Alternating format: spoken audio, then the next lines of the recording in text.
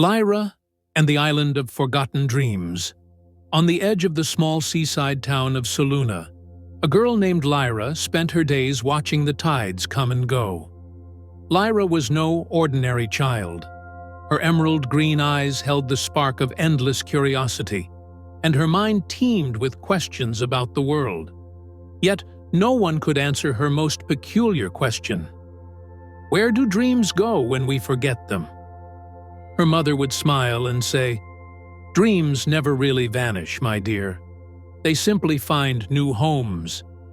But Lyra wanted more than soothing words. She wanted to know for herself. The lighthouse and the map one misty evening, Lyra climbed the craggy rocks near the abandoned lighthouse on the cliff. The locals whispered that the lighthouse keeper, long gone, had been a collector of secrets. Lyra's curiosity got the better of her, and she decided to explore. Inside, dust coated every surface, and the air smelled of salt and thyme. As she climbed the spiral staircase, her hand brushed against a loose stone. Behind it, she found a leather-bound book with a map tucked inside. The map wasn't of any place Lyra recognized. It showed an island floating in the sky, surrounded by clouds and labeled, "The Island of Forgotten Dreams." The book's final page read, "To reach the island, follow the star that never sets." That night, Lyra couldn't sleep. She watched the sky until she noticed a single golden star, shimmering brighter than the others. It seemed to call her. Clutching the map, she followed the star, running toward the shore until a thick fog enveloped her. When the fog cleared, she found herself aboard a small boat. There was no oarsman, no sails, yet the boat moved steadily, as if guided by an unseen force. Arrival on the island. The boat brought her to a magnificent floating island. The air smelled sweet, like honey and blossoms, and the sky was a kaleidoscope of swirling pastels. The island sparkled with life. Glimmering waterfalls poured into pools of starlight, and strange glowing plants hummed with a quiet melody. "Welcome, traveler," came a cheerful voice. Lyra turned to see a tiny creature standing on a rock. It was part bird, part cat, with fluffy wings and golden feathers. "I'm Mira, a guardian of the island," it chirped. "Only those who truly seek answers can find their way here. What brings you?" "I want to know where forgotten dreams go," Lyra said, her voice steady despite her awe. "Ah," said Mira, "then your journey begins. But beware, this island tests the curious. To find your answer, you must venture to the dream heart at the island's center. It won't be easy." The Forest of Whispers. Lyra's journey began in the Forest of Whispers, a place filled with ancient talking trees. Their leaves shimmered like glass, reflecting memories. As she stepped into the forest, the trees began murmuring. "Turn back," one whispered. "She's not ready." Another sighed. Lyra frowned. "I won't turn back. I came for answers." The path twisted and turned, confusing her. Suddenly, a low growl echoed. From the shadows emerged a creature made of fog, its eyes glowing blue.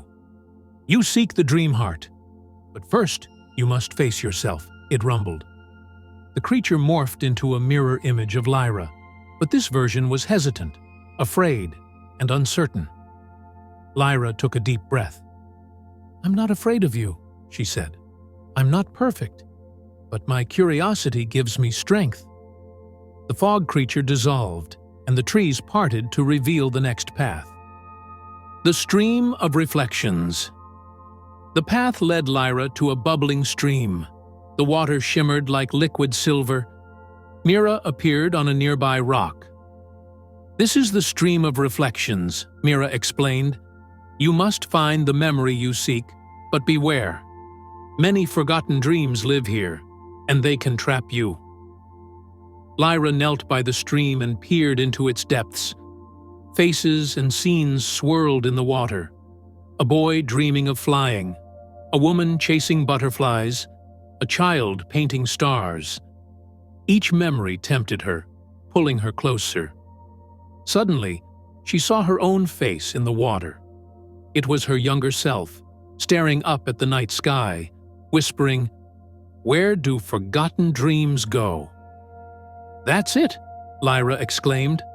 She reached into the water and pulled out a small, glowing orb. It pulsed warmly in her hands. The trial of the dream heart. The compass Mira carried glowed, guiding Lyra toward the dream heart. She arrived at a towering crystal structure, its surface swirling with colors. At its base stood a door carved with symbols of stars, moons, and wings.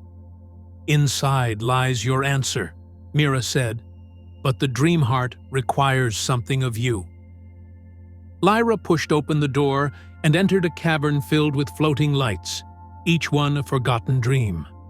The largest orb floated in the center, a radiant golden sphere. A deep voice resonated through the cavern. "To know the fate of forgotten dreams, you must surrender one of your own." Lyra hesitated. Her dreams were her most precious treasures, but she understood. "If I can learn where dreams go, then it's worth it," she said. She held out her orb from the stream, which floated to join the golden sphere. The room filled with light, and suddenly, Lyra understood. Forgotten dreams didn't vanish. They became part of the island, nurturing it and giving it life. Every glowing plant, every shimmering stream, every melody in the air was born of a forgotten dream. A new dream.